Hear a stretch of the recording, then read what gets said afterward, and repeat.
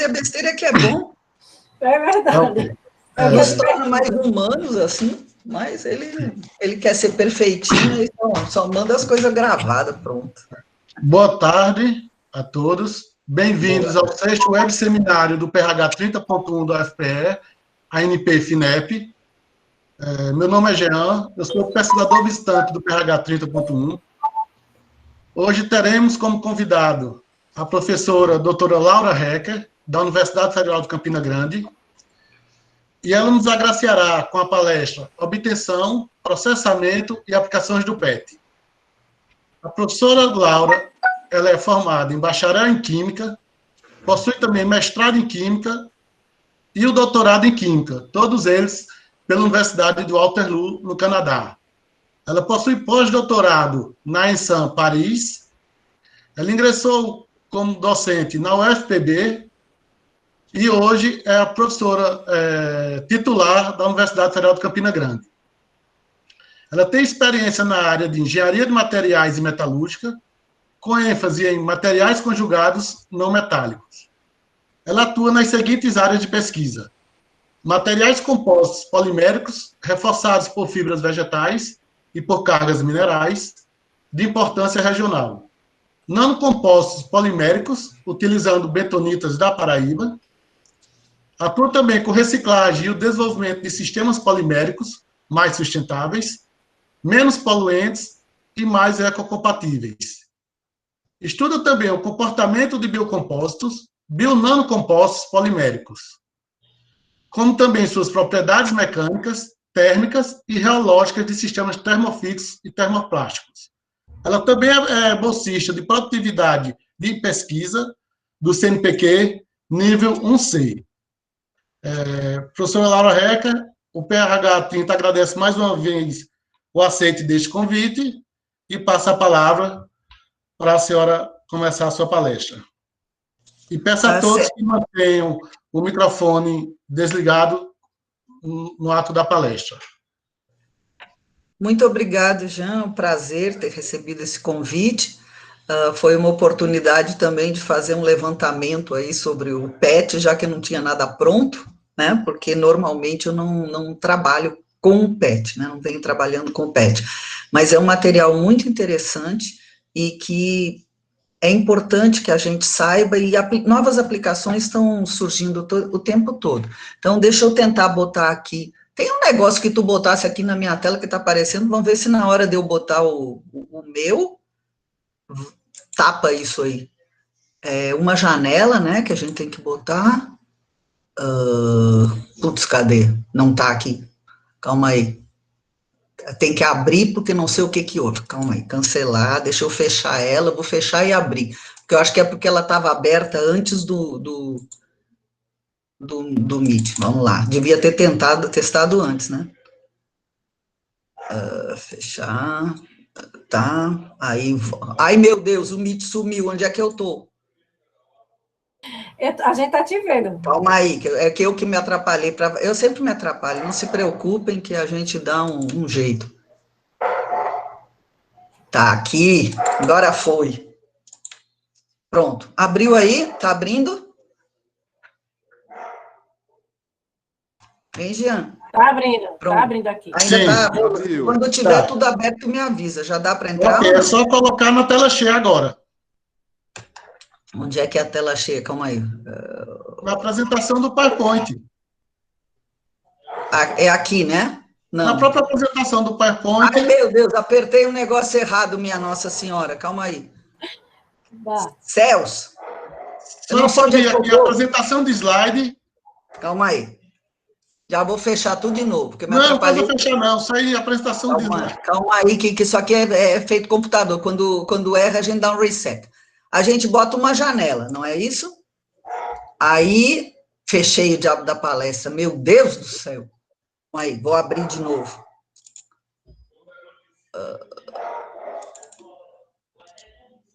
Tá. Aí, ok. Baixo. Aí, fecha aqui. Aí, volto para... cancela. Aí, agora, vou apresentar agora de novo. Oh, meu Deus, que mulher atrapalhada. Não abre. Sumiu. minha palestra aqui. Não, isso aqui é do Meet, isso aqui é um PDF que eu tenho. Isso aqui é um documento. Ai, meu Deus. A senhora não fechou o arquivo, não, do PowerPoint? Eu abri ele agora, ele está aberto aqui. Está aberto? Pronto. Pede para compartilhar a Pois é, mas é que quando eu vou compartilhar uma janela, é apresentar uma janela. Agora abriu, desgraçado. Vai, compartilha. Pronto. É umas coisas que é a ordem que você abre. Eu acho que eu minimizei, aí ele... Exato. Abriu agora? Abriu. Aí, onde é que eu tenho a tela toda aqui? Porque eu fui bater... A senhora tem duas opções. Tem aqui pertinho o mouse, pode baixar mais. Tem uma janelinha aqui, um computadorzinho maior, para a direita. Para a direita, para a direita. Mais, sim. Aí. Pronto. Graças a Deus. Obrigado, Jean. Estamos vendo agora. Pensa numa mulher atrapalhada. Vai lá. Bom, gente, então, muito obrigado pelo convite. Espero que essa palestra atenda às expectativas de vocês e a gente vai falar sobre obtenção, processamento e aplicações do PET. A indústria petroquímica, já que vocês estão aí nesse programa, né, de petróleo e gás, é importantíssima, né, porque os derivados do petróleo, eles substituem uma série de matérias-primas que vinham sendo utilizadas pelo homem há milhares de anos, como vidro, madeira, algodão, celulose, metais, o que se pudesse extrair, assim, mais direto da terra, né? E com a petroquímica, com as transformações, as reações químicas, a gente consegue obter produtos para medicamentos, insumos agrícolas, plásticos, tecidos, fibras, né, os descartáveis, artigo para lazer, eletroeletrônico, na área médica, polímeros como prótese, bolsa de sangue, artigo cirúrgico, é um mundo, né? E isso tudo derivado do petróleo.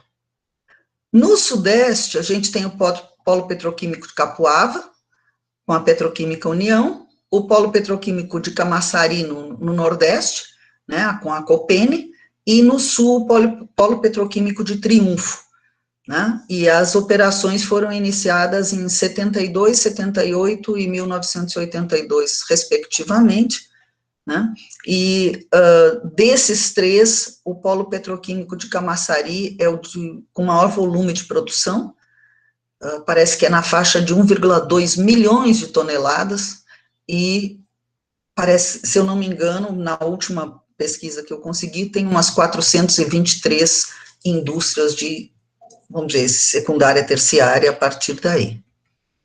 Então, a cadeia petroquímica, a gente tem a extração do petróleo, aí vai para a refinaria, né, tem a nafta, depois ela é destilada e separada, né, em matérias-primas, e essas matérias-primas vão para petroquímicos básicos e utilidades, né, e produtos intermediários, e aí a gente faz uma série de polímeros, né, como polietileno, polipropileno, PET, PVC, né, e depois a caprolactama, né, nylons e coisa. E tudo isso é feito e depois vai para os transformadores, né, dos plásticos, estou falando dos petroquímicos para gerar só plástico, né, vai para os transformadores de plástico para fazer os, vamos dizer, entre aspas, os produtos úteis, né, como garrafas, fios, chapas, canos, tubulações, etc.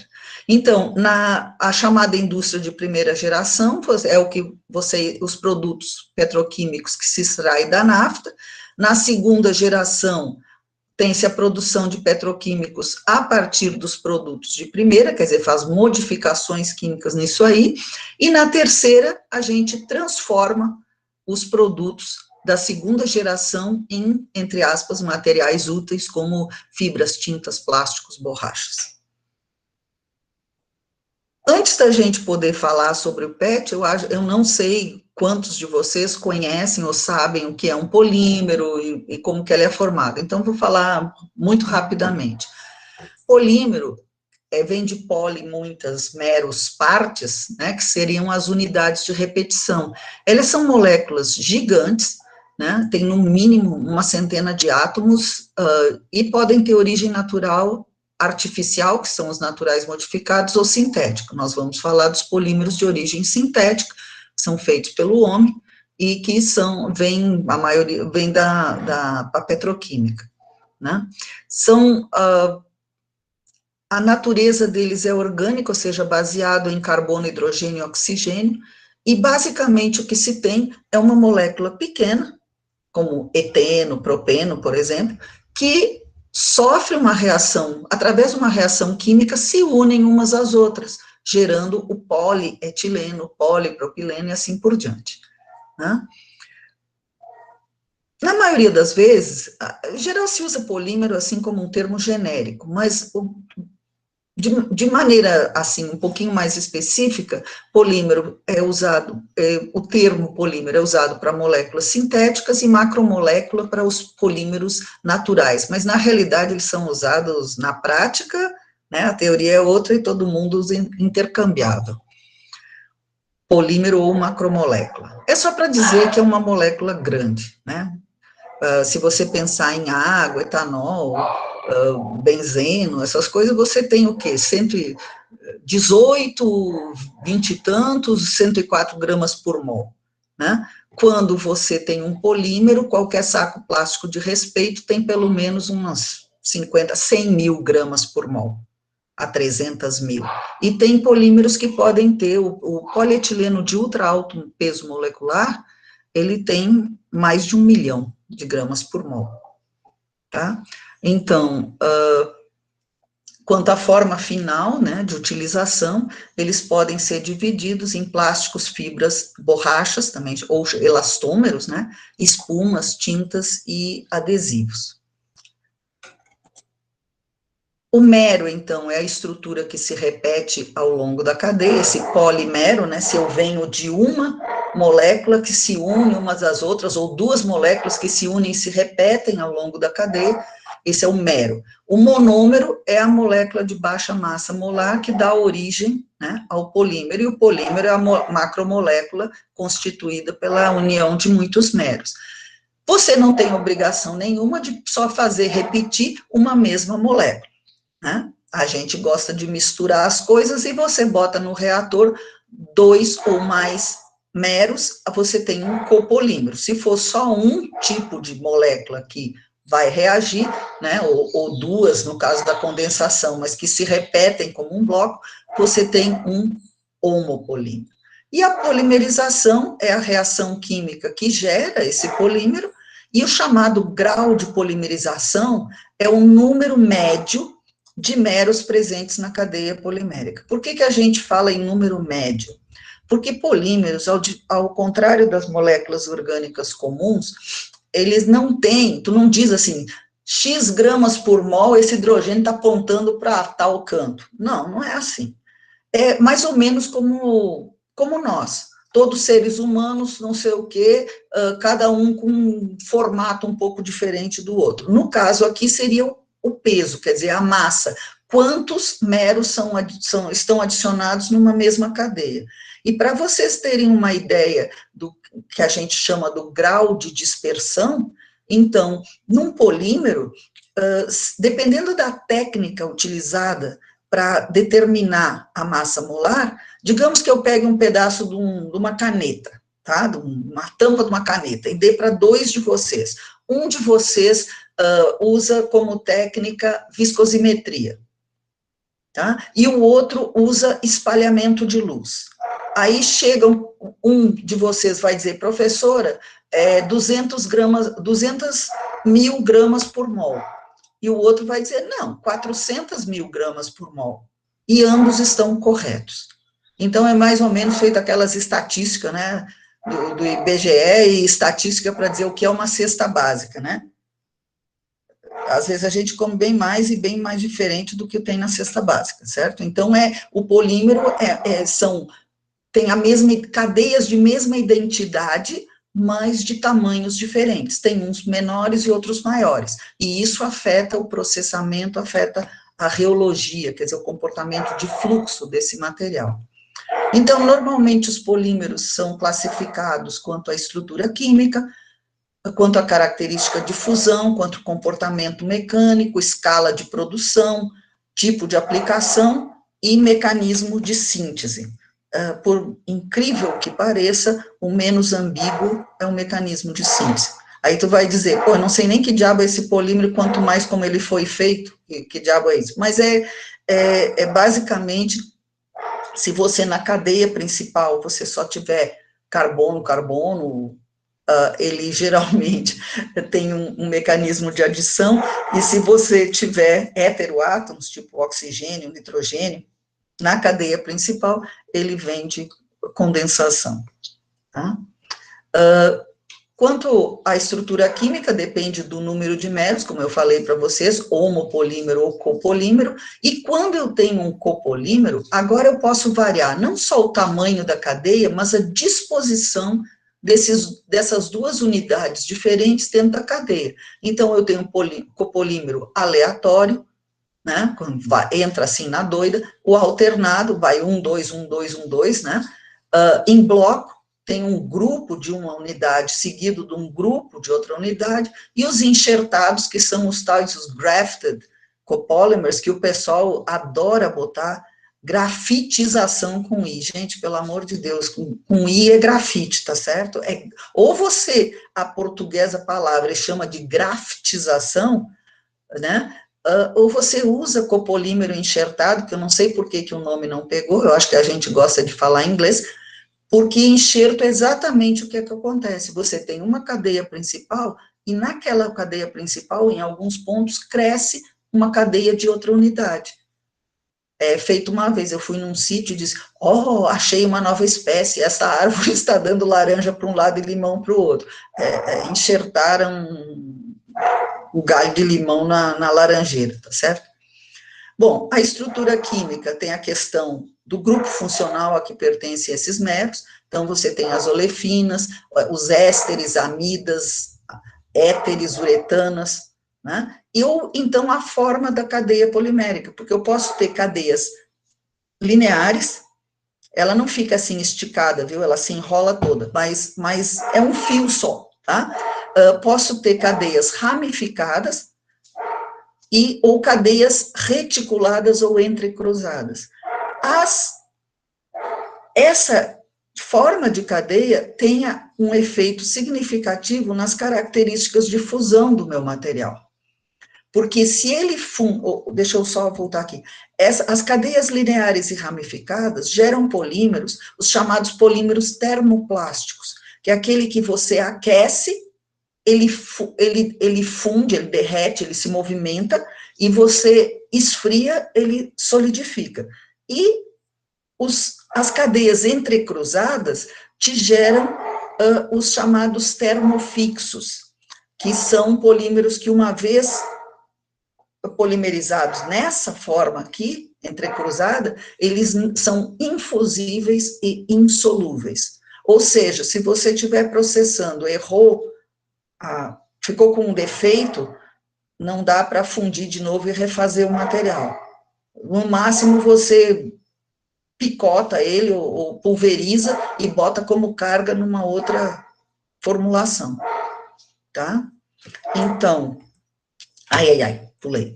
Os termoplásticos são esses que fundem e solidificam e, portanto, são recicláveis com mais facilidade. É o polietileno, poliestireno, polipropileno, o nylon, o teflon, o PET, que a gente quer falar, e o PVC, entre outros, tá? E os termofixos, aí tu vai dizer, poxa, não sobrou polímero termofixo, não existe nada que preste termofixo. Não, tem as epóxis, os fenólicos, alguns poliésteres, tem poliéster como PET, que são termoplásticos, e outros que são reticulados. Essas resinas poliéster que botam em piscina, com fibra de vidro, é o reticulado, é o termofixo. Poliuretanos, né? Resinas fenolformol, ureia-formol. Tá? Então, são exemplos. Quanto ao comportamento mecânico, eles são classificados basicamente como plásticos, fibras, elastômeros ou borrachas. O plástico, quando tu diz que o material é plástico, quer dizer que ele é adequado à moldagem. Então, durante a fabricação, eles são fluidos, são moldados geralmente por aquecimento e pressão, e depois são resfriados, tomam a forma final. É um sólido.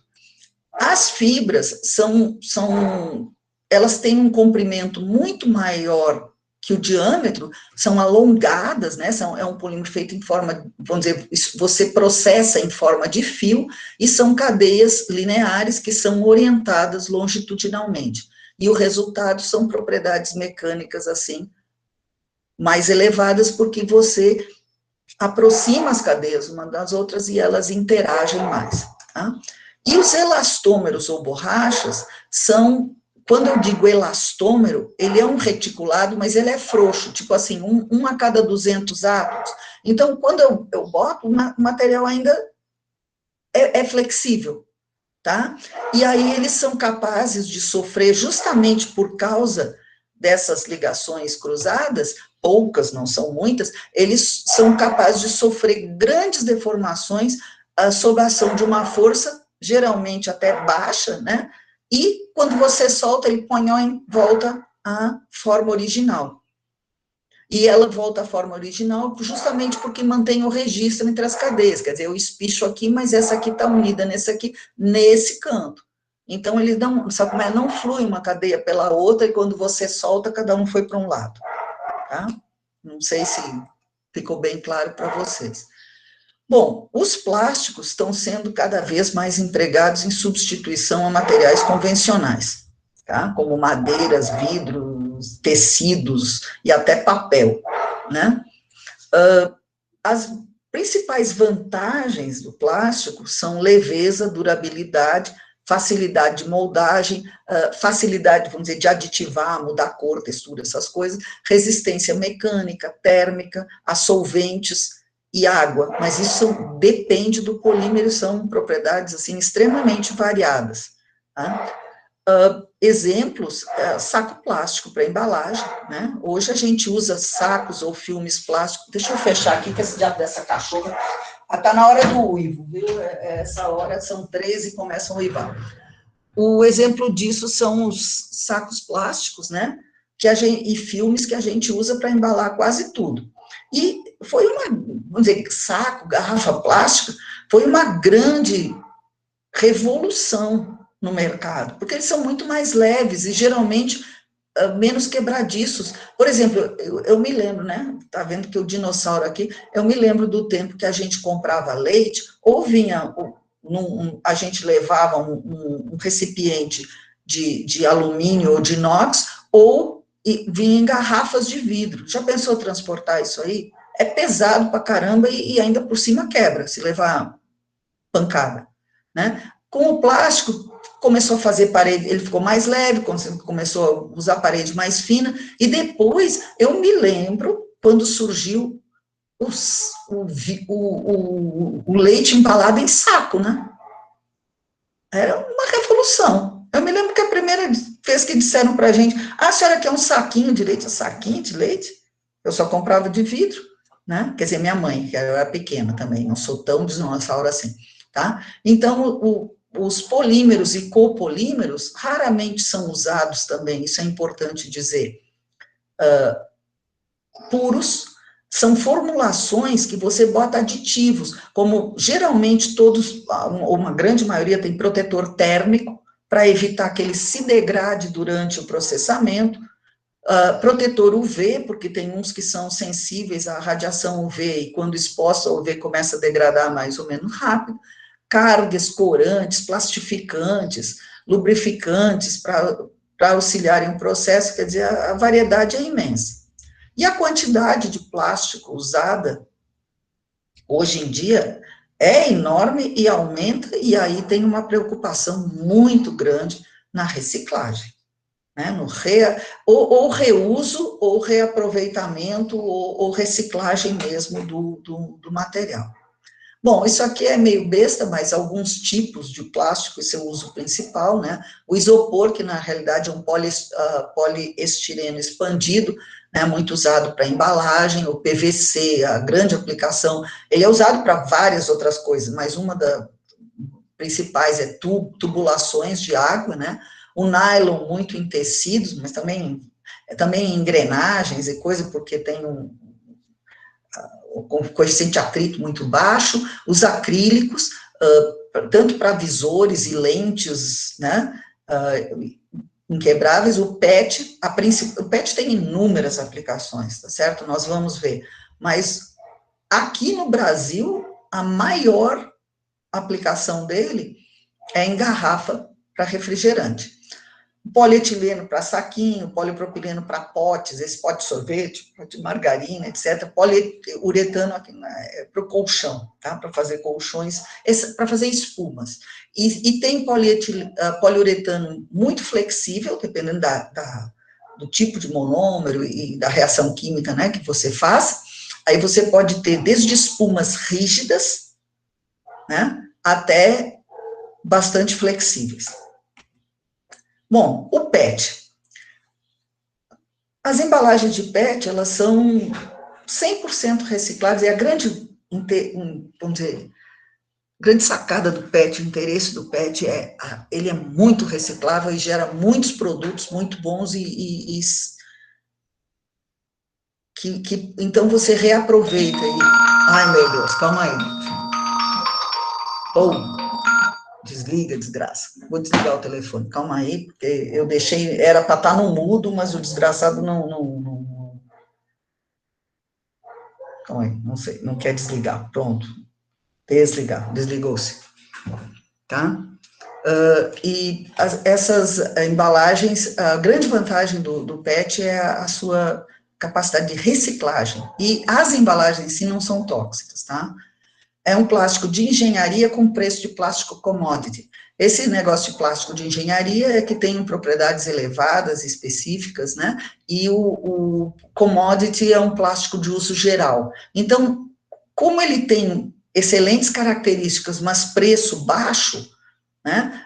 É um plástico que acaba sendo de uso geral, e ele tem uma excelente combinação de rigidez, quer dizer, módulo elevado, e tenacidade. Quer dizer, resistência ao impacto, energia para romper esse material é bastante grande. Tanto é que, por exemplo, meus filhos começaram com uma madeira de vidro, que a pobre da criança não consegue segurar porque é pesado, e a pobre mãe perde os braços segurando o tempo todo até o infante resolver terminar de tomar mamadeira. E depois você faz de PET, por exemplo, né, que você pode esterilizar, pode aquecer, né, e aí ela é muito mais leve, aí a criança pega com as duas mãos e toma, né? Então, e aí joga no chão também. Uma vez meu filho, por falta do que fazer, terminou a mamadeira e jogou pela janela do carro, né? Salvou-se porque não estava toda quebrada por aí, e nem causou dano a outra pessoa. E outra vantagem dele é a baixa permeabilidade aos gases. É por isso que ele é usado muito em garrafa de refrigerante, porque garrafa de refrigerante em vidro, diz, né, que a coca no vidro é mais gostosa do que do PET, ela realmente, o vidro é mais impermeável, apesar da baixa permeabilidade ele tem, né, mas é um perigo, porque você arranha o vidro e pode ter com a pressão, uma fratura, e quando aquilo explode, vai pedaço de vidro para todo lado, né? E ele tem também uma relação leveza-resistência, vamos dizer, ele é muito resistente e muito leve. Então, isso é o que decide as aplicações.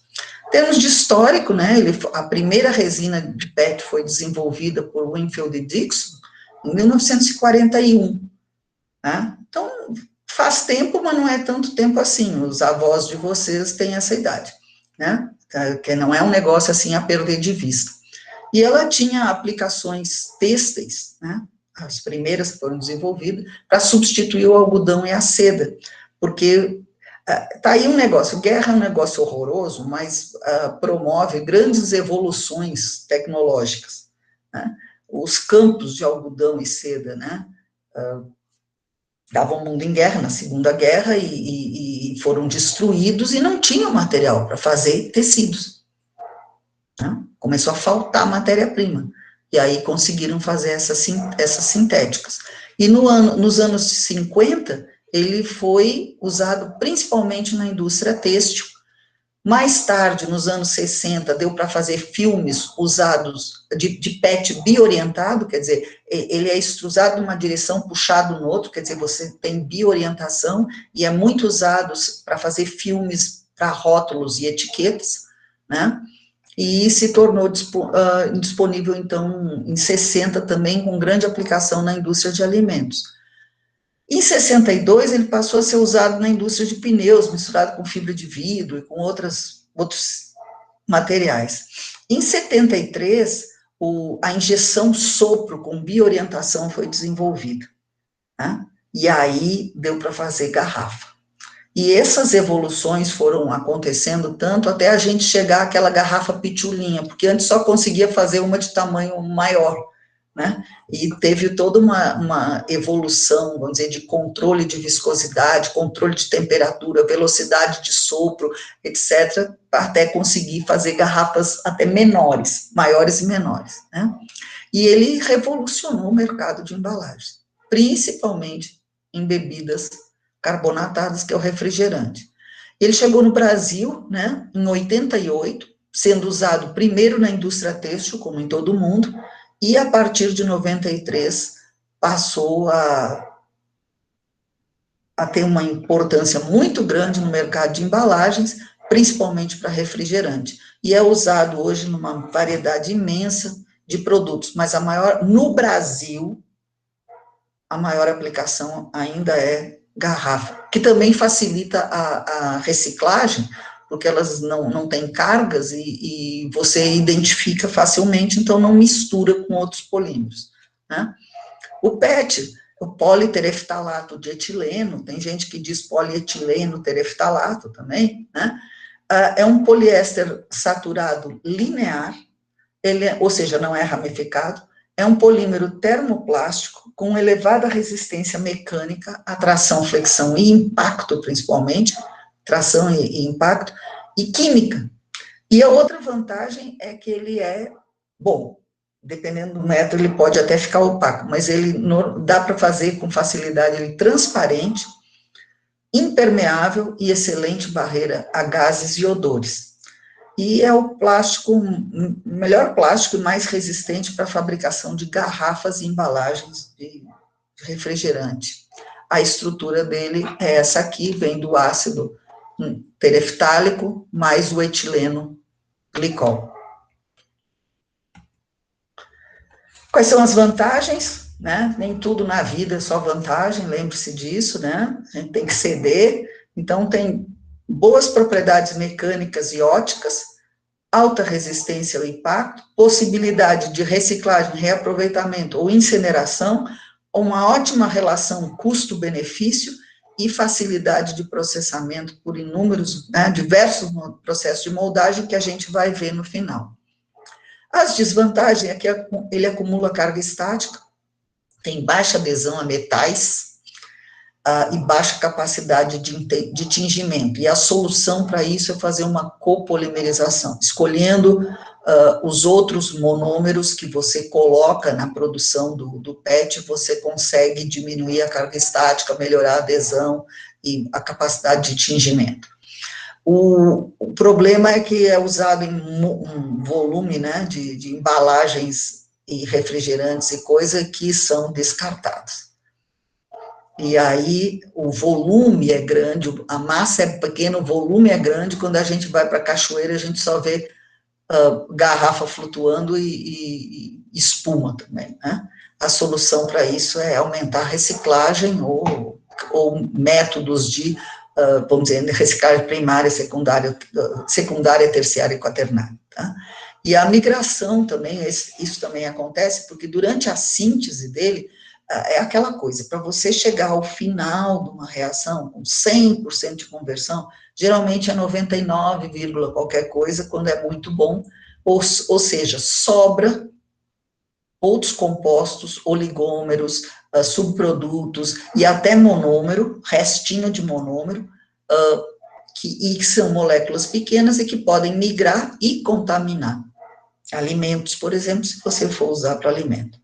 E outra coisa é que o catalisador utilizado inicialmente era o óxido de antimônio, era o principal, e aí pode dar problema de saúde pública com a migração, apesar de pequenas essas quantidades, pode dar problema de saúde. E aí passaram a usar sistemas catalíticos à base de titânio, que nós vamos ver, eles são usados com uma quantidade muito menor.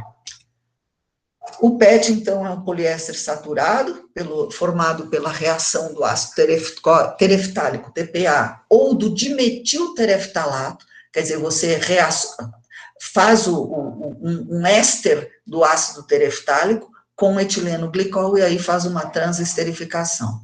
Os catalisadores mais comuns são metais, óxidos ou sais metálicos. É um polímero de condensação. Polímero de condensação gera subproduto. E para você fazer a reação se completar, você tem que retirar esse subproduto, porque senão ela compete com a relação de despolimerização. Tá? E esse é um dos problemas, faz que também tem para controlar isso aqui. E polímero de condensação também só chega a conversões muito elevadas com um controle da estequiometria da reação, quer dizer, a quantidade de grupos ácido com a quantidade de grupos álcool para fazer um éster, tá? Se tiver excesso, sobra, tá? E essa sobra vai ser um monômero que vai acabar migrando. E também aí você não consegue uma massa molar, ou antigamente chamava de peso molecular, muito elevado. Ele não é um polímero com massa molar muito alta. Lembra que eu falei que o saco plástico de respeito aí, polietileno, você tem 100 mil, 200 mil, 300 mil, até milhões de gramas por mol. Ele vai de 20 a 30 mil gramas por mol, né? Viscosidade em torno de 0,65 decilitros por grama, e quando ele está com esse tamanho e essa viscosidade, ele é adequado a aplicações como fibras têxteis, filmes orientados. Como eu falei, você bota aditivos, tá? E entre os aditivos você pode botar cargas, tá? Fita magnética, do tempo que se usava, né? Fita magnética, assim, é de PET e com essa massa molar. Para embalagens sopradas, quer dizer, para nossas garrafas, eu preciso de um polímero com massa acima de 40 mil, que também não é, comparado com outros, não é nada de bater palma, né? Mas ele tem propriedades elevadas mesmo com essa massa molar menor. E aí a viscosidade intrínseca tem que ser maior do que 0,70 decilitros por grama, tá? O que não é possível só com a condensação, eu tenho que fazer um outro processo que a gente vai ver depois. Então, a produção industrial do PET, né, quando a gente sintetiza, ela pode ser realizada em 2 ou 3 etapas. Por exemplo, a gente faz primeiro a pré-polimerização, que a gente faz esse oligômero, né, oligômero é um polímero curto, tá?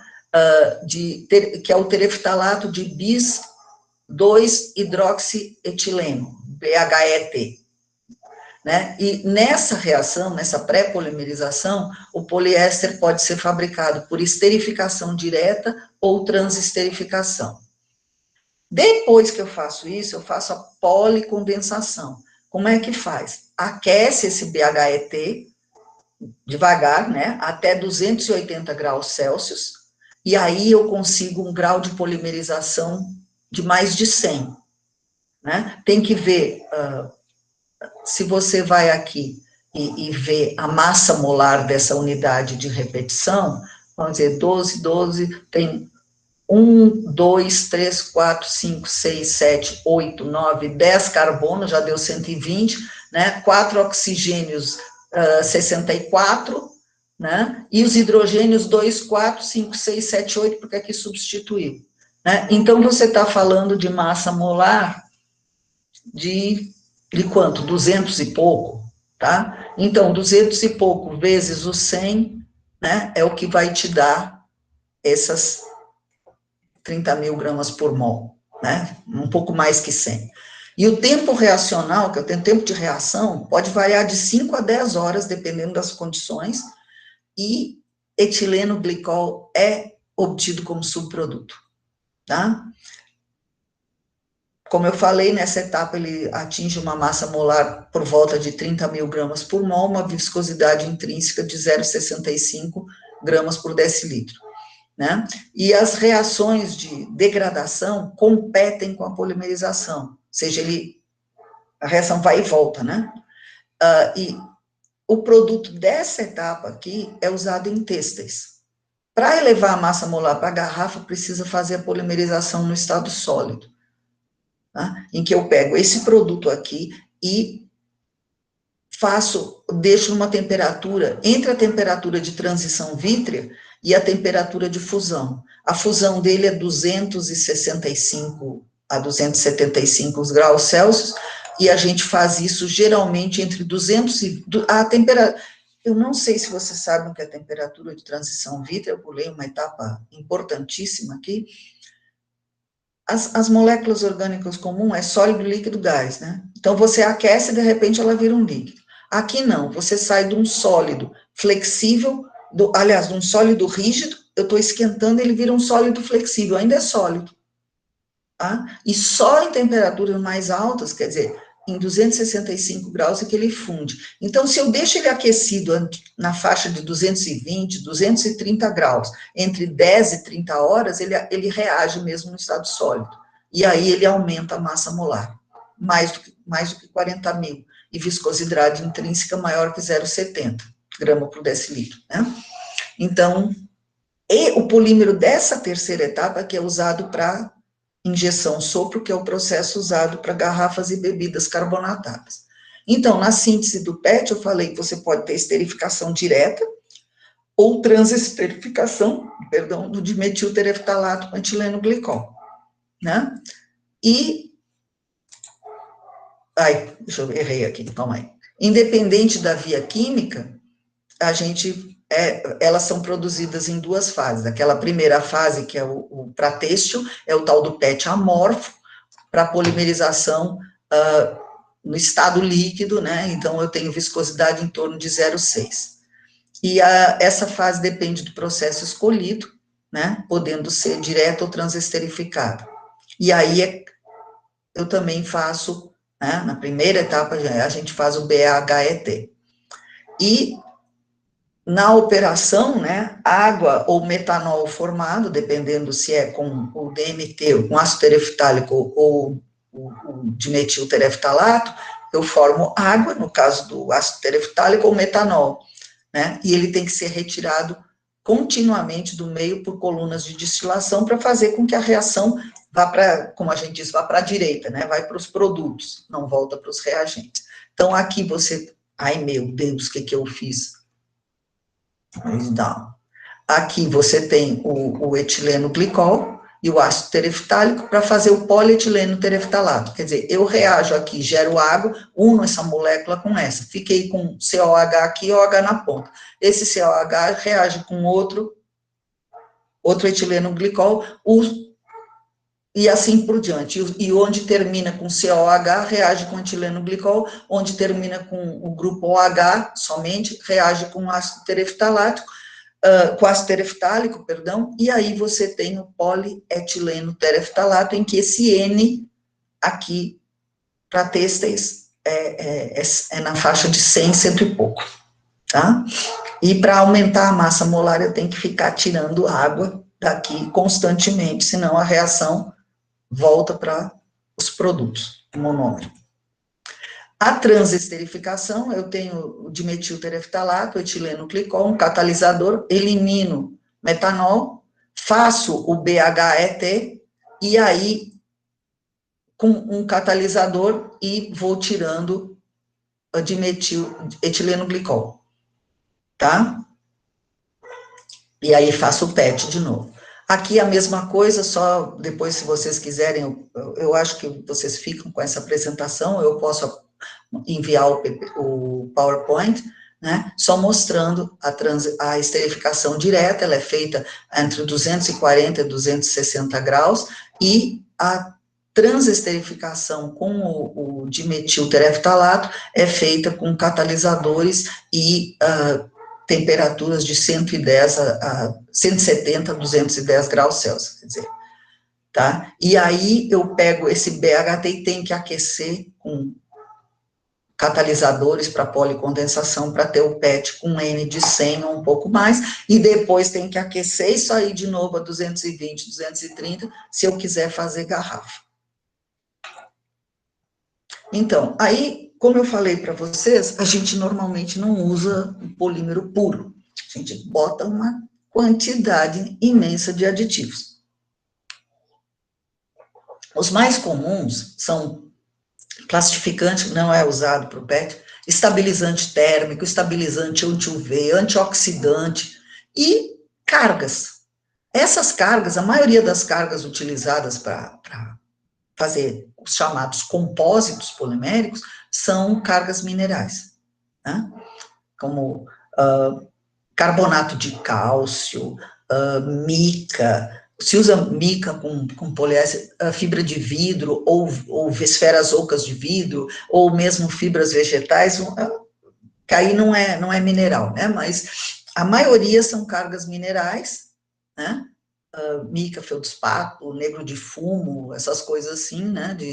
Bom, negro de fumo não sei se chega a ser mineral, mas, né? Mas o grafeno, essas coisas todas, derivado de carbono, também pode botar ali. E acabo que tem uma grande variedade de compostos inorgânicos com atividade catalítica para a produção do PET, mas o óxido de antimônio é o mais usado devido à estabilidade química, né? Quando a gente tem estabilizantes que a gente bota no sistema à base de fósforo, quer dizer, ele não é inativado, a cor do produto final e o custo, que é geralmente bom pelo custo, e também pela aparência, né? Um baixo custo. Mas tem o problema que a migração de pequenas quantidades pode causar risco. E os catalisadores à base de titânio, que são mais novos, né, têm uma atividade superior, e a primeira geração, os primeiros catalisadores que fizeram, era propensa a reações hidrolíticas, né, quer dizer, então ele, na presença de água, ele se decompunha e afetava a transparência do produto final e dava reação hidrolítica, que quebra o éster no PET, não é em todo canto, mas um pouco, né? E aí, propriedades como transparência, cor, velocidade de reação, taxa reacional, né? Aumento da atividade catalítica, redução na quantidade de catalisador, porque aí eu tenho menos catalisador, ele migra menos, né? Para vocês terem uma ideia, os catalisadores à base de antimônio se usava 250 a 300 microgramas por quilo de resina, e os à base de titânio é só de 10 a 30, quer dizer, dividiu por 10 aqui, né? E elas vêm sendo otimizadas ainda, estão fazendo outros sistemas, sempre procurando, né, tipo assim, só um pozinho para fazer a reação. Eu falei para vocês que existe a copolimerização. Um dos problemas do PET é que ele, dependendo da massa molar e coisa, durante o processamento e no bioestiramento, ele tende a cristalizar. Se ele cristalizar, ele deixa de ficar transparente. Começa a ficar translúcido ou até opaco, se o grau de cristalinidade for maior. Então, a copolimerização, quer dizer, botar outros monômeros juntos aí para fazer, basicamente, o PET, ela é empregada para minimizar propriedades indesejadas que são intrínsecas ao PET, como acúmulo de carga estática, baixa adesão metais e baixa capacidade de tingimento. E tem vários comonômeros, se usa 1,3-propanodiol, 1,4-botanodiol, quer dizer, ele vai ficando, dá um espaçamento maior entre o grupo aromático do ácido tereftálico, né? Aí, também, em vez de usar ácido tereftálico, que é na ponta para, usa o isoftálico, e assim por diante. O ciclohexano de metanol é muito usado também, para fazer o tal do PET-G, né?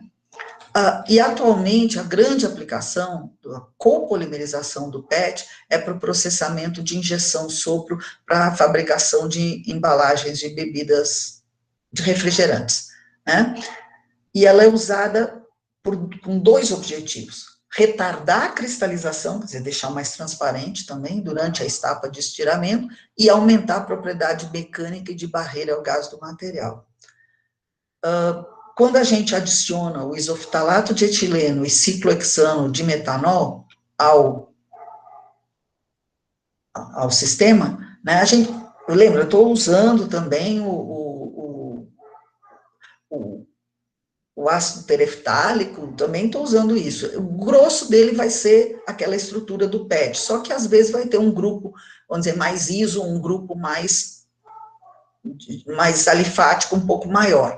Com isso, eu reduzo a temperatura de transição vítrea, quer dizer, é essa temperatura em que ele sai de um sólido rígido para um sólido flexível em 4 graus, e a temperatura de fusão em 12. Aí tu vai dizer, é besteira, meu amigo, diminuindo isso aqui, diminui o custo, porque aquecer essa porcaria a 280 graus para poder processar não é fácil, tá?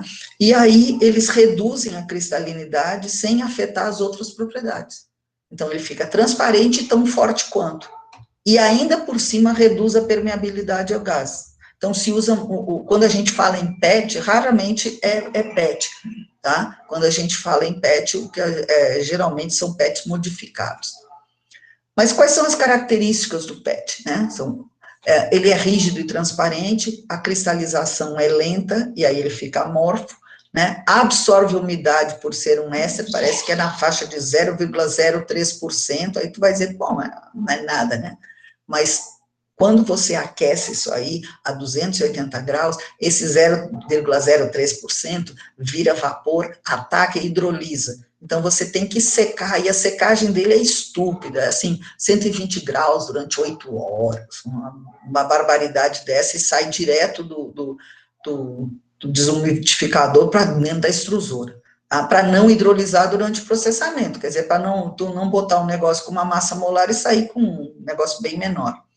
E ele funde sob temperaturas próximas a 265 graus Celsius, quer dizer, ele funde aqui, a viscosidade ainda é muito alta, para você processar, você acaba botando 280, né? Quando ele hidrolisa, em vez de sair uma massa viscosa, ele parece uma água churrando lá da extrusora, faz assim, um horror, tá? Ele tem excelente resistência ao impacto e baixa permeabilidade aos gases, né? E os mecanismos e a cinética da degradação do PET são significativamente afetados pela presença e tipo de comonômero, tá? E a degradação é muito importante para a reciclagem, porque ela afeta as propriedades finais dos produtos. A gente tem a degradação termomecânica e a termooxidativa. A termomecânica, durante o processamento, usa o calor e cisalhamento, né, para poder... porque no processamento dos polímeros, eles têm que ser fundidos, eles têm que derreter para você poder fazer com que ele tome forma, tá? E aí eu tenho cisões beta, que gera grupos terminais vinílicos e carboxílicos, né? E você, em geral, eu posso pegar o PET e reprocessar 3 ciclos, tá? Quer dizer, você faz, aí tira as aparas, bota de novo, não dá para processar uns 3 ciclos. Esse negócio de 3 ciclos depende da extrusora usada e do tamanho, né?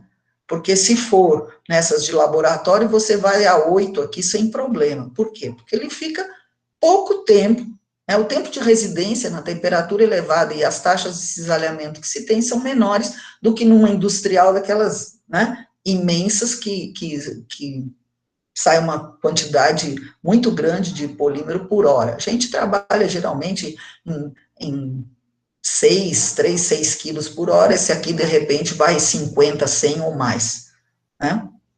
E tem umas extrusoras, se eu não me engano, eu já ouvi falar, nunca vi, isso chega a ficar, assim, horrorizado e morrendo de medo, um pesadelo. Para polietileno, que tem umas extrusoras gigantes que parece que consegue processar 1 tonelada por hora. Já pensou o tamanho do silo que tu tem que ter para produzir? Não pode acabar, né? Tem que continuar alimentando. Então, bom, aí até 3 ciclos de reprocessamento você consegue fazer, e com mais ele vai se tornando, a viscosidade cai, ele começa a se tornar, a cristalizar, e se tornar duro e quebradiço, e aí não dá para utilizar nas mesmas aplicações do polímero virgem. E a degradação termooxidativa é quando tem calor e oxigênio. E aí, vamos dizer, a gente degrada durante o processamento, gera moléculas que têm os chamados grupos cromóforos, né, que são responsáveis por variação de cor. Então, o negócio, em vez de ficar transparente, se vocês já tiveram alguma experiência em extrusão e reciclagem, você vê que o negócio era branco ou era transparente e vai ficando assim, marrom, caramelo, né? Vai mudando, e aí afeta também a aparência do negócio.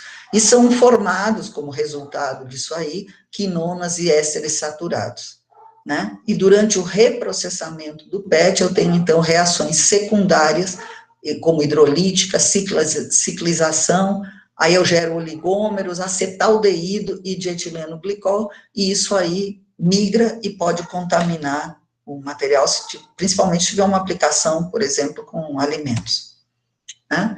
As aplicações do PET, para vocês terem uma ideia, elas são as mais variadas. Essa última que eu botei aqui não é muito comum, mas fazem bastante. Embalagem para bebida, né? Frasco para alimento, cosmético, produto de limpeza, películas transparentes usada para isolamento de capacitor, fita de áudio, né, e de vídeo, que é a marca, o Mylar, que vocês talvez tenham ouvido falar, né, os disquetes, que agora, esse negócio de fita de vídeo e áudio, disquete, já está em desuso, né, com essas tecnologias digitais, né, filmes e placas, por exemplo, a radiografia, a partir dele, produção de resinas para tintas e adesivos, fibras têxteis, lembra que a gente falou que a primeira aplicação foi para fibras, né, e têxteis, aí vocês já devem ter ouvido falar de tergal, dacron, terilene, Lavsan é a mesma coisa, só que é usado na Rússia, tá? Que aí são fibras que você faz roupas, tecidos os mais diversos, cordas, carpetes, tecido não tecido, aquele TNT, né, cerda para vassoura e escova, imenso, né, a partir desses fios, né, vamos fazer chapas, ou vamos dizer, filmes para laminados, para impressão, embalagem para cozimento de alimento, não tem aquelas galinhas que vem num saco e diz que pode botar no forno, é esse, tá, partes automotivas, consoles, tecidos, carpetes, usados no carro, aquele plumante, que a gente bota em almofada, e também faz amigurumi, não sei o que, né, fica enchendo coisinhas, parece um algodão, né, resinas para moldagem com fibra de vidro, que é a tal da rinite, né, parece rinite alérgica, nome horroroso, né, para carcaças de bombas, carburadores, componentes automotivos, e faz também placas oclusais odontológicas, para essas placas que você bota no dente para alinhar os dentes. Motivo para o uso do PET em embalagem: resistência mecânica, resistência química, barreira contra gás e odor, transparência e brilho. Tá? E os processos de transformação, não sei nem como é que está meu tempo, mas acho que está mais ou menos dentro, de transformação do PET, são a injeção sopro, em que a gente injeta uma pré-forma e sopra, vai ter vídeo disso aqui, tá? Extrusão sopro, em que a gente extrusa um negócio chamado um parison, puxa para o lado, bota no molde e sopra, ele toma um jeito de uma garrafa. Aquelas garrafas com alça são sempre feitas por extrusão sopro, tá? Se ela tiver um pontinho na bundinha, assim, na parte de baixo, é injeção sopro, que pode ser de um estágio ou dois, quer dizer, já injetar e soprar, ou injetar, pegar a pré-forma, aquecer de novo e soprar. Aí, a extrusão de fios, fitas e chapas, a termoformagem, sabe aquelas bandejas de ovos transparentes, coisa para bolo, fruta, essas, é PET.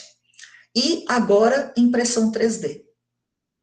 Estão conseguindo fazer impressão 3D, porque o problema da impressão 3D é você adequar a viscosidade do negócio. Ele não pode sair feito um líquido assim, muito rápido, e também não pode precisar de muita pressão para você empurrar no bico para sair. Então, se usa muito esse PETG, que é um copolímero de PET com ciclohexano de metanol. Aí, né, Então, para os processos de extrusão, sopro, termoformagem e impressão 3D, usa muito o PETG, porque com um grupo alifático mais longo, você reduz a taxa de cristalização ou até impede ela, né, quando você aplica um esforço, porque você orienta as cadeias, né, e acaba por obter objetos mais translúcidos, reduz o ponto de fusão, quer dizer, processa numa temperatura mais baixa, gasta menos energia, e aí você tem essas características, são ótimas para peças resistentes e fáceis de termoformar ou extruir, quer dizer, fazer extrusão, né? Então, o PETG, eu falei que geralmente são copolímeros diversos de PET, mas o PETG está sendo utilizado com mais frequência na impressão 3D de filamento, né, filamento fundido, e ele tem a funcionalidade, as aplicações do ABS e a facilidade de impressão do PLA, e por isso ele tem sido chamado do novo PLA. E a aplicação desse copoliéster, ela se concentra na produção de peças que têm uma certa flexibilidade, boa resistência ao impacto, inclusive a baixas temperaturas. Tá? Como, por exemplo, essas peças para pressão, protetora de recipiente, né? E ainda por cima é totalmente reciclável. Então, eu não sei se vocês... No curso de vocês, se vocês já viram uma extrusora funcionando, mas basicamente isso aqui, tem um motor, um funil, e aqui dentro tem uma rosca sem fim que fica girando, e o material cai, isso aqui são aquecedores, né, antigamente aquecia com óleo e coisa, agora não, bota resistência elétrica, muito mais fácil, e não fica vazando óleo por tudo, uma porcaria danada. Tá? Então, você tem esse motor, o material vai sendo transportado, fundido e comprimido, e sai por uma matriz que tem a forma que você quer dar, é um processo contínuo. Então, vamos lá, ver se passa o filme aí. Isso aqui tá vendo? Ele vai passando, aqui, isso aqui é a matriz, aí isso aqui está fazendo uma fita, tá vendo? E aqui é um sistema para não deixar ela cair aqui, ficar amolecida, ele bota vácuo e esfria aqui para ela, tá vendo que ela sai retinha, agora não cai, né? E você vai puxando por uma lagarta aqui e depois vai imprimindo, cortando, o que você quiser, tá? Para ter o nome da fibra. E tanto pode ser do PET puro, como PET, por exemplo, com fibra de vidro, tá? Então, e aí, você cortou do tamanho da chapa, se faz muito essas fitas para contenção, para amarrar embalagens grandes, esses fardos, essas coisas também, tá? E aí, geralmente, ela pode ser texturizada e pode também ter cargas. Acho que não precisa muito mais do que isso. Mas, bom, vou deixar vocês verem o filminho, sacanagem ficar cortando, né? E ali ele vai ou imprimindo ou texturizando, tá? Tanto você pode, sabe, se fosse um cano, você botava assim, tigre, tigre, tigre, tigre. Hã? Ah, sim, não, falando aqui no filme, tá? Então, a máquina é essa e depois são um monte de equipamentos auxiliares de processo. Ai, meu Deus. A extrusão sopro tem dois tipos, né? Essa, vamos ver aqui, essa é uma animação, você bota o material aqui, já ia botando o dedo na tela, bota o material, ele é fundido, ele passa por esse sistema aqui, gera o tal do parison, né? Aí vem o molde, ó, se agarra nesse troço e puxa para o lado, o cortador. Aí vai aqui, desce a cânula e sopra. Aí ele vira uma garrafa. Tá? Essa é a extrusão sopro, é um processo contínuo, né? E depois vai botando a garrafa. É um negócio assim que funciona, tá? Então, isso aqui se chama parison. E tem umas que só sai uma, e tem outras que eles conseguem sair 3 parisons, assim, ao mesmo tempo, um horror, tá? É importante dizer que essa extrusão, por exemplo, na reciclagem de PET, as nossas leis não permitem o uso de PET reciclado direto em contato com o alimento. Aí eles estão fazendo um sanduíche, que bota PET virgem num lado e no outro, e um recheio do reciclado. E aí você embala o alimento, porque quem está em contato com o alimento é a camada externa, tá? Então, aí tá, é tudo a mesma coisa, já cansei desse vídeo. Tem a extrusão balão. A extrusão balão é para fazer filme, saco plástico, tá? Bom, esse aqui o esquema é esse, você bota o polímero granulado no funil alimentado, cai aqui a rosca sem fim, isso aqui é os aquecedores, o material é empurrado para cá, e aí você sopra ar, né? E ele abre, vira um filme, aí você continua subindo, só que tem para ele esfriar, uma saia que eles chamam, e aí vai passando por rolo, e vai saindo um troço contínuo, aí você enrola numa bobina. Depois você pega essa bobina e puxa, e tem um cortador e um selador térmico, e aí você faz o seu saquinho do tamanho, quer dizer, a largura vai depender da extrusora e do sopro que você der aqui, tá? E aí o comprimento, forma, se tem as alcinhas, se não tem as alcinhas, vem do cortador, tá? Tem a injeção sopro.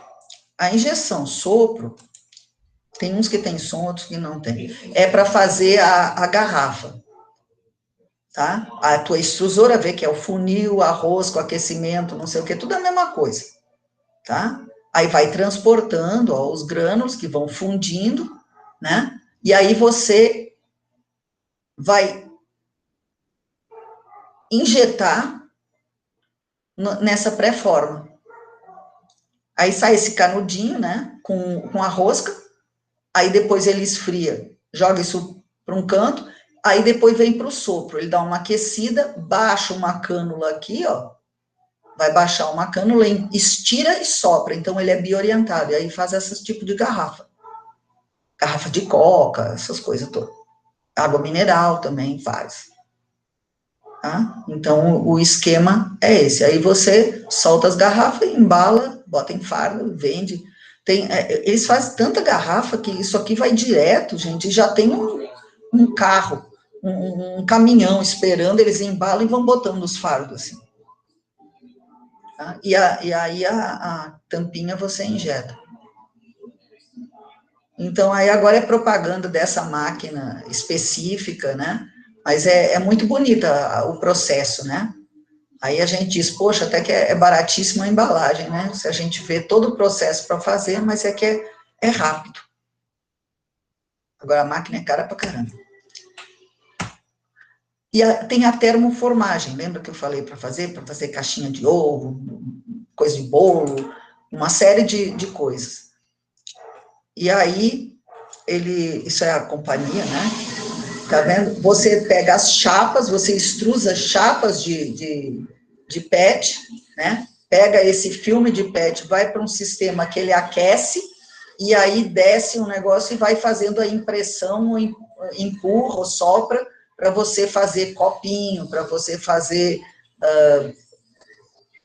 coisa de ovo, para fazer o que for a peça. Esse aqui é do PET, ou PETG puro, mas se você quiser fazer outras peças e carcaças e coisa, você pode também fazer com cargas, só que aí ele vai ficar opaco ou colorido, né? Se você botar uma carga ou branca ou preta. E aí você vai fazendo toda a peça. Na realidade, ele faz aqui e aqui ele espicha o negócio, tá? Então, é um processo, vê que é uma coisa, é tudo controlado por fotocélula e coisa para ajustar a velocidade, né? Aí a gente fica olhando assim, maravilhado, que o bicho vai lá e acerta no buraquinho direitinho, não empurra nada. Aí puxa e vai certinho, mas é tudo controlado por fotocélula, tá? E aí vai fazer, isso aí ele está fazendo de copinho, mas pode fazer vários formatos, tá? E depois, ó, ainda empilha e embala e joga. E a impressão 3D, como é que funciona, né, a impressão 3D? Na impressão 3D, você funde e tem O segredo é o software. Você funde uma quantidade de material, você tem uma programação e essa mesa, né? Então, o negócio vai depositando camada a camada, fininha, uma em cima da outra, até dar o desenho que você fez. Dá para fazer peça oca, dá para fazer peça sólida, dá para fazer horrores de coisa. Se usa muito para brinde e coisa, porque tem umas impressoras hoje baratinhas. Você compra um filme de PLA, tipo assim, $400, pô. Tá? Claro, depende do tamanho da impressora e o que você vai fazer. Para construção civil, tem umas até para concreto. Tá? Então, já bota aquela massa, né? Porque a ideia é você ter uma massa com uma fluidez, né, adequada para você ir depositando camada a camada. E aqui tu vê que ainda fez com 2 cores e não sei o quê. Tá? Então, agora, vê que a superfície, ele não tem pressão, né? Então, às vezes, não fica tão compacto. Mas, ó aí, ó que lindo esse dino aí com ovo. Aí, ó. Se usa muito, hoje em dia estão usando muito para o pessoal que quer fazer tanto essas bobagens aí, assim, mas que vendem muito, né? Mas tem impressão 3D para auxílios de, deixa eu ver, tem impressão, não, tem que fazer assim. Bom, isso era a minha apresentação, tá, com esse panorama geral, mas a impressão 3D, ela é usada, inclusive, tem, inclusive, impressoras 3D, hoje em dia, até para titânio, tá, então, eles fazem peças para cirurgia, cirurgias que iam demorar 6 a 8 horas ou mais, porque o cara estava lá querendo ajustar o tamanho da peça, a pessoa, né, você escaneia o cara, faz uma ressonância, uma tomografia, e aí com isso bota num programa e você faz o parafuso, ou o que for, a peça que vai substituir, né, o osso, ou coisa, por impressão 3D. E aí a cirurgia dura 1h30, porque tá tudo do tamanho certo, vai lá e, assim, milimétrico. Tá? Então, gente, era isso que eu tinha para falar para vocês. Muito obrigado pela atenção, desculpa se eu me estendi. E aí tem meus e-mails, eu uso mais esse Yahoo, aconteceu porque um do departamento, ele pifou, a gente perdeu tudo. Aí eu fiquei pé da vida, passei a usar o Yahoo. Mas tem esse institucional, que eu não sei por que não me apeguei a ele, mas eu eventualmente olho. Mas se vocês quiserem uma coisa rápida, me manda mesmo para o Yahoo ou então para o WhatsApp, aí que eu passo para o Jean, tá? Então, cadê o... Para eu sair daqui, como é que eu saio, Jean, que não quer aparecer? Pode deixar, professora. Caso alguém tenha as perguntas, a senhora queira utilizar ainda, né? Tá certo. Parabéns, professora Laura, pela apresentação, bastante didática. Vamos às perguntas. Temos uma pergunta da nossa bolsista Viviane Caetano. Vivi, você quer fazer pessoalmente ou quer que eu repasse para a professora? Pode repassar já. Professora Laura, a Viviane pergunta: no processo de reciclagem, os polímeros presentes em blendas de PET atrapalham o processo de recuperação do PET pós-consumo?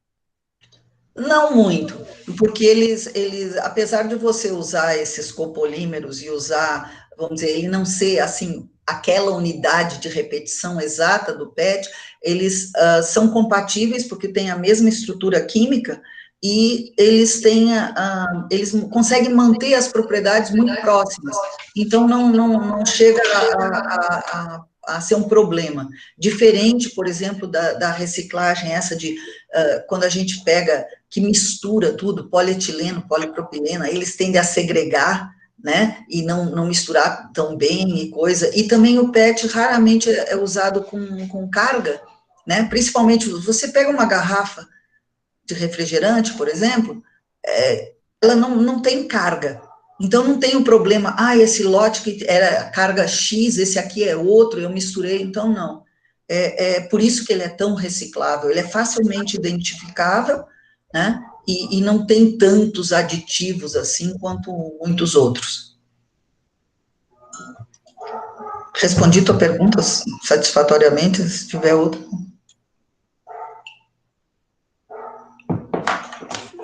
Ai, meu Deus, que esse troço aqui é uma... Ô, Laura, é Glória. Oi.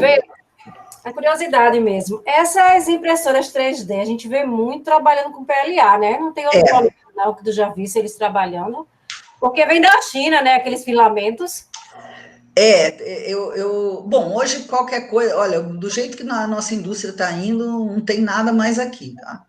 Porque tudo vem de fora e os de fora vão para a China porque trabalho escravo é mais barato. Tá? Ou China, ou Taiwan, mas Taiwan geralmente já é mais caro. Singapura, né?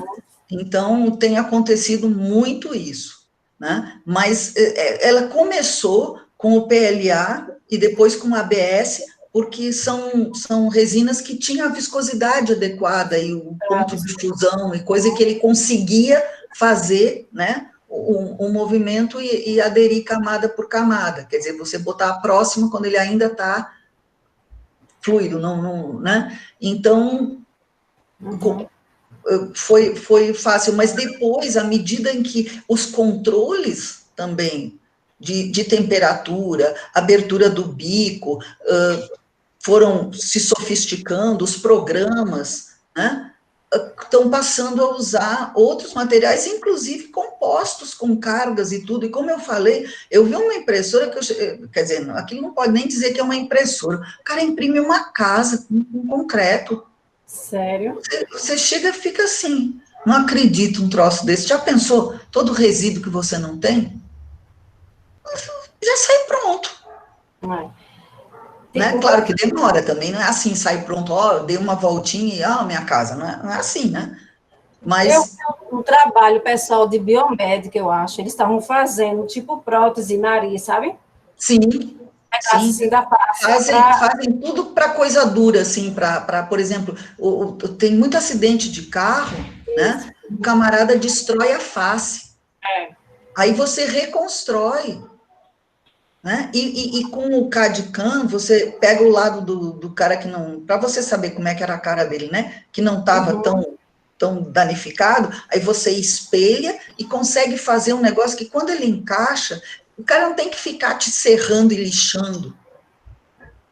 Entendeu? Feito o cretino do cara que botou o parafuso na perna da minha mãe, que deixou o parafuso para fora porque não cerrou. Olha, se não fosse tão difícil processar um médico, ele estava processado, desgraçado. Isso não se faz. É complicado isso. Ele disse, não dava para... Não podia ajustar, era o que eu tinha. Ora, corta, meu amigo. Ele não quis perder tempo. E a minha mãe está velha, ele achou que tanto faz. Pronto. Isso. Mas realmente, para essas aplicações, a grande coisa... É fantástico o tempo de cirurgia, sabe? O cara deixar aberto e ficar ajustando o negócio. E aí tu sabe que o ajuste não é assim, né? Às vezes fica uma pontinha, um pouquinho, forçou, ficou curto, e assim não, você faz sob medida. É outra realidade, né? É um negócio fantástico. E elas foram diminuindo de preço, que para você fazer esses dinossauros, brinde, né? E coisa, você, com $400, né? Que é quase o preço é menor que o preço de um computador, assim, de um laptop, mais ou menos isso, você tem uma impressora para fazer isso. Claro, tem que comprar o filamento, né? Joia. Foi uma ótima apresentação, Laura, gostei bastante. Obrigada.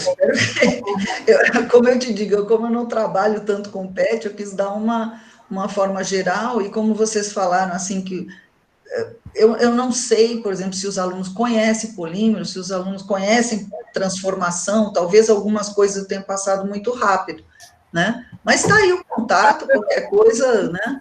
Estamos aí para futuras necessidades, assim. Obrigada, Laura. Obrigada. Mais perguntas? Professor Zé Geraldo, tem alguma pergunta?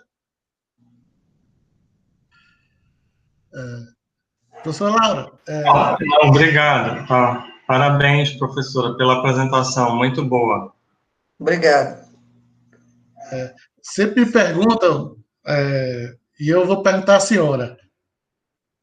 PET versus vidro. O que a senhora... Não, basicamente Olha, o vidro tem vantagens, né? Mas tem desvantagens. Então, é uma questão de escolha. O vidro, ele é mais impermeável. O PET é impermeável, bastante impermeável e bastante resistente a gases e odores. Então, ele segura, por exemplo, o gás numa bebida carbonatada.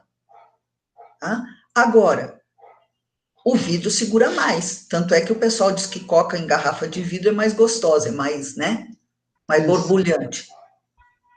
Mas, por outro lado, o vidro é muito mais pesado e quebrável. No transporte, você pode perder o material, e pior que isso, você sabe que em materiais, quando você tem um arranhão, a fratura se propaga transversalmente esse arranhão, a direção do arranhão, né?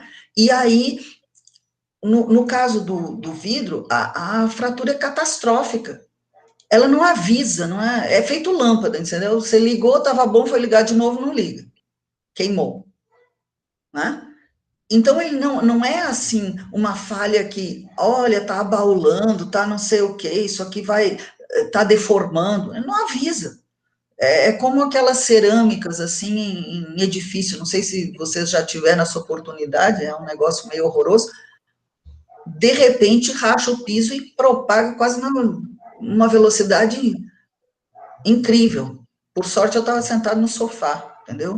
Não cortou meu pé. Outra coisa é box de banheiro, né? Dá um arranhãozinho, aí com umidade, calor e coisa, esse vai e volta. Eu estava sentado na sala, quando eu vi um barulho, parecia um tiro. Quando eu fui ver, uma placa inteirinha do meu box virou um amontoado de vidro no chão. Valia se eu estivesse tomando banho. Né? Então, tem esse problema com o vidro. O peso, o transporte, a parede das garrafas PET são muito mais finas do que das paredes de uma garrafa de vidro. E o peso é muito menor e ela não quebra, não, né? Ou pelo menos não estilhaça. Então, Professora, pode fazer um comentário? Bom. Sobre essa questão do vidro, que muita gente usa mesa de vidro, de jantar e mesa de centro, e essas mesas são muito perigosas, porque elas não são de vidro temperado. O box é temperado, então quando ele quebra, ele em pedacinho, em pedaço pequeno.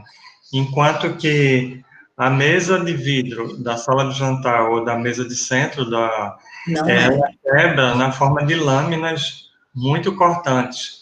Isso. Então, vários acidentes, inclusive com morte, já aconteceram, né, envolvendo tanto adultos como crianças. Então, minha sugestão é exatamente o uso de filmes, né? Então, você tem uma mesa na parte de baixo, coloca um filme, mais grosso que tiver. O problema é que, normalmente, não vende filme transparente muito grosso, fino. Ou então você usar como, por exemplo, o vidro para o para-brisa de um carro. Que tem uma camada plástica. Mas não vende mesa com tampo seguro. O problema é esse, o mercado ainda não, a legislação não existe. Então, o mercado, ele vai vender a mesa com vidro mais barato. O vidro do carro é muito caro, é laminado. Pois é.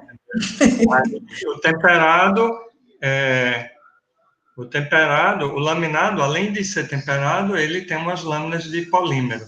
E o temperado é muito caro. Então, enquanto não há uma legislação, a gente está correndo risco. Então, por isso que eu sugiro fazer um paliativo, que é instalar um filme, né, com cola transparente na parte de baixo da mesa. Aí já aumenta muito a segurança. Essa é a minha recomendação. É uma boa ideia, porque realmente é um problema sério, entendeu? E muitas dessas coisas são, vamos dizer, o uso é baseado em custo, porque senão começa a ficar proibitivo, né? E outra coisa, assim, principalmente com criança, quer dizer, com adulto, a chance de você resolver sentar numa mesa de vidro, geralmente você tem um pouquinho mais simancol, né, do que isso, um pouco mais de noção. Mas criança, se você frescar, periga ficar em pé e pular, né? E aí, realmente, os acidentes podem ser até fatais. Então, mas também a mesa não foi designada, né, para você pular em cima. Então, tem esses problemas, quer dizer, não é o objetivo ser um material que você pule, sente, faça parada de mão em cima. Mas tu sabe que menino, o cara olha para o lado, já inventou, né? Daqui a pouco faz uma tenda e dorme em cima se só ficar deitadinho, tudo bem, né? Mas é que inventam. E realmente tem que pensar em coisas que possam aumentar a segurança. Ok. Bem, professora Laura, no chat diz que as pessoas não têm mais perguntas. Certo, deixa eu... Como é que eu saio daqui? Não estou conseguindo sair dessa... Não, sem problema. É que eu Mais fico uma agoniada. vez, o RH30.1 agradece a sua presença. Pronto, eu estou vendo, parar a apresentação aqui. E se a senhora puder disponibilizar a apresentação também, para a gente, seria interessante para repassar para os nossos bolsistas. Posso. Agradecemos a participação de todos os presentes, e principalmente a disponibilidade da professora Laura Reca. Vitor, quer fazer uma pergunta. Sim, Selma. Professora. É porque, quando eu falei, ele não... Boa noite, é que você tinha falado que podia levantar a mão, levantei aqui, tá... É isso. Não, tudo... Desculpe, Vitor. Não, tudo bem. Boa noite. Gostaria de saber qual é a forma de reciclagem química que é mais utilizada comercialmente, se existe alguma no caso. Olha, a reciclagem química do PET não costumam fazer porque acaba sendo muito caro. A reciclagem mais usada é a termomecânica, né? É você reprocessar. Certo. Obrigado. E aí, você, às vezes, mistura com o virgem, né? Você poderia também, para evitar coisa, incinerar ou meio que craquear ali o PET e pegar outros, né? Gerar monômeros e coisa, mas geralmente o processo é caro e o pessoal não está fazendo, pelo menos aqui no Brasil não faz muito. Sim. Ok, obrigado. É só isso mesmo. Bem, mais alguma pergunta? Bem, então, mais uma vez, agradeço a presença de todos, da professora Laura Reca, e damos como encerrado o nosso 6º web seminário do PH 30.1. Muito obrigada a todos, foi um prazer estar aqui com vocês e espero que as informações dadas estejam de acordo com o esperado. À disposição. Tchau, Laura. Muito obrigada e parabéns pela apresentação. Obrigada, Selmi. Foi um prazer te conhecer, assim, coisa ao vivo, né? Boa noite. Tchau.